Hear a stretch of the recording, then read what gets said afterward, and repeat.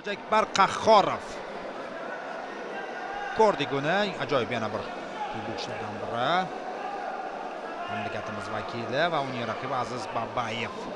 Qozog'istonlik kuchli jangchi Aziz Babayev do'stlar. Qozog'iston vakili ko'rganmiz jahon kuboklarida ishtirok etganida. Va hozir Qahhorovga qarshi qanday jang bo'lib o'tadi? Qahhorov, ha? Ichki ishlar akademiyasi talabasi, kursanti. Doğru middle-kicklar yo'llayapti baba. Yangi ham jahon chempioni baba. Har holda sovrindor. Kuzatgan edik.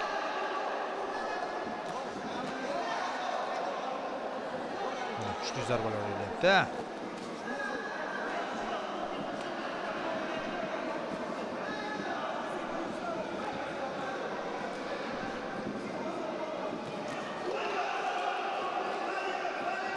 O'rta zarba, middle kick. Qiyin bo'ladi Qahhorovga. Qiyin bo'ladi. Juda ham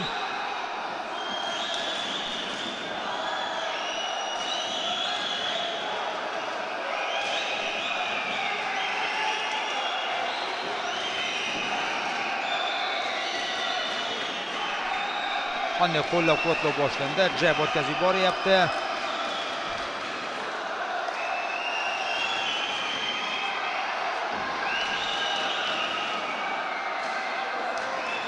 Jangni davom ettirish mumkin. O'ng qo'l zarba o'tyapti. Babayev tinimsiz bosim ishlayapti, tinimsiz. Nafas olishga yo'l qo'ymayapti.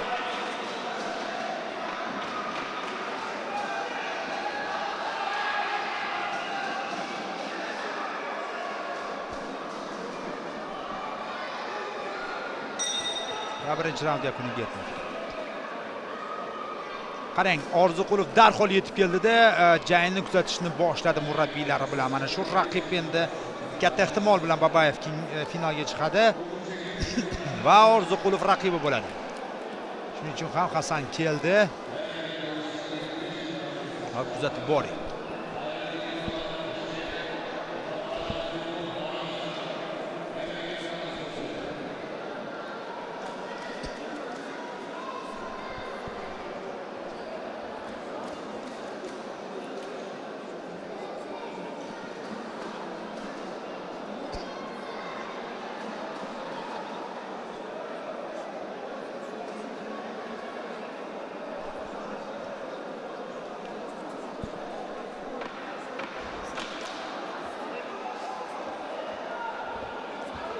Qiyin, ha? Juda ham qiyin. Hojiakbarga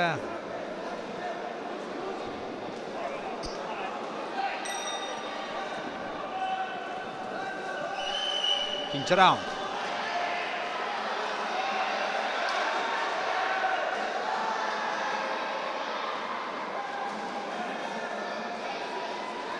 Tirsak bilan turtib yubordi. Endi yarim zarbaga aylanib ketdi. Shukrullo Qodirov tajribali referi. Mana darhol payqadi, ogohlantirish berdi. Endi Babayev bekorga qilmadi. Babayev Maso bilan turib jang qilmoqchi. Mana ko'rdingiz, bitta zarba va knockdown. Qahhorov hozir hech narsa bo'lmaganligini uqtirishga harakat qilyapti, ammo zarba son sifatga aylanadi.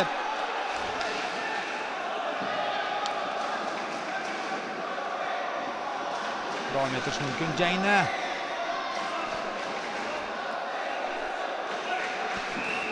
Low kick. Bir taraflama bo'lib qoldi hozir menimcha. Muxtorjon Yetmishboyev sportchini tashlash kerak. Rahmatilla Inoyatov ham keldi. Hozirgi paytda tayyorgarlik bu raqibga qarshi emas ko'rinib turibdi. Babayev bir bosh ustun jismonan ham umuman pasayotgani yo'q.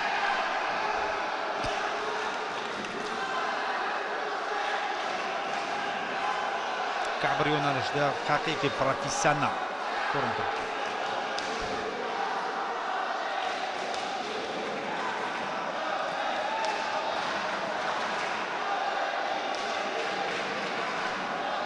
Ammo Qahhorovni qo'llab-quvvatlashyapti, ha?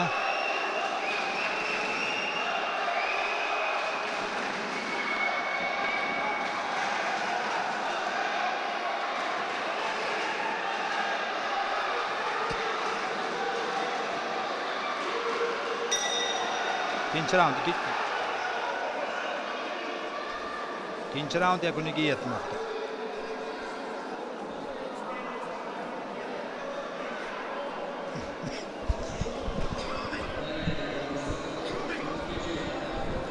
Ikki raund total ustun.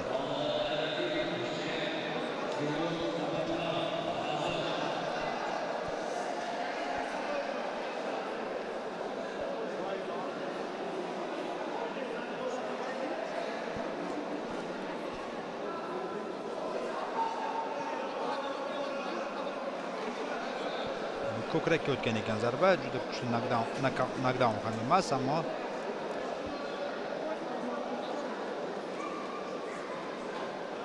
ko'proq mana shu harakatlari Muay Thaidan.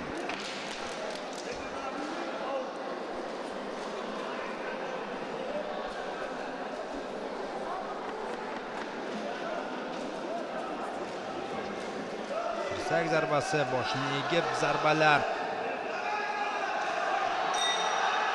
Va 3-raund. Qahhorovni juda ko'pchilik qo'llab-quvvatlayapti. Middle kick o'tyapti. Front kick. Berilib ketish kerak emas. Himoyani kuchli ishlagan holda jangni davom ettiryapti.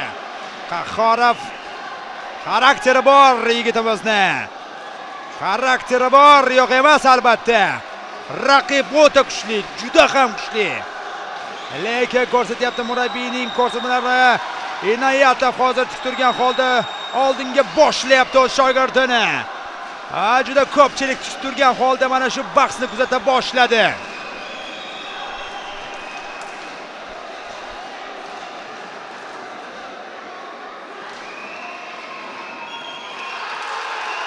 O'tyapti zarba, o'tyapti va jon saqlayapti Babayev endi. 3-raundga kelib biroz jonlanish kerak mana bu yerda.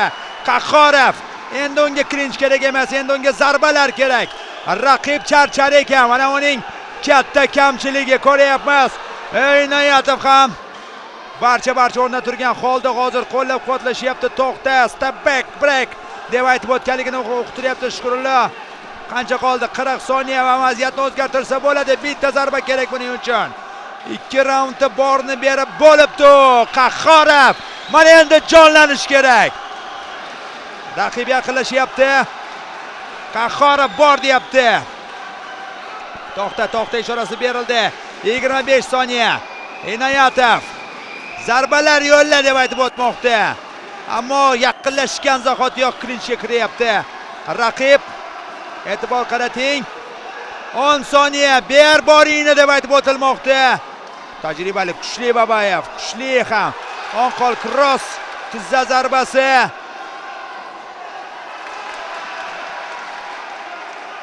Va jang yakuniga yetdi. Yorqin yakunni o'tkazyapti Hojiakbar Qahhorov. Ha do'stlar, texnik taktik jihatdan kuchli anchagina Aziz Babayev o'zini ko'rsatdi. Bu jihatdan boshning ortiga zarba yo'lladi deb aytib o'tmoqda, ammo ochig'i men ko'rmadim, balki bo'lgandir. Lekin bu vajh emas, juda ko'p zarbalar bo'ladi.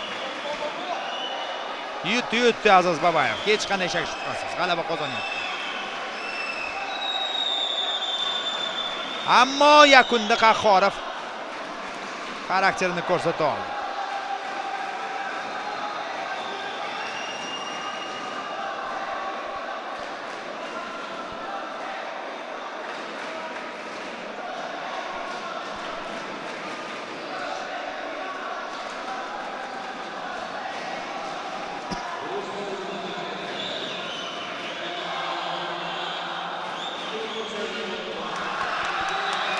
E'tirozga o'rin yo'q.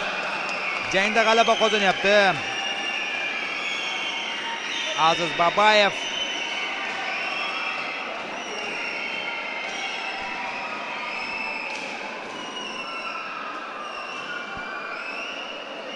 Kuchli jangchi ko'rinib turibdi, kuchli sportchi.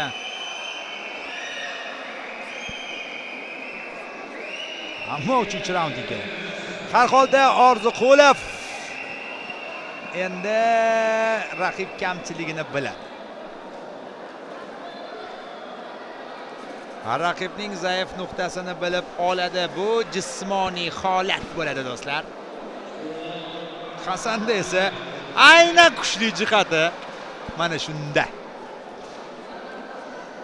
Mana endi do'stlar shunday qarama-qarshilik bo'ladiki, asti qo'yaverasiz. Hammasi mamlakatimiz vakillari va to'rtta juda kuchli professionallar, o'z ishining ustalari 75 kilogacha bo'lgan.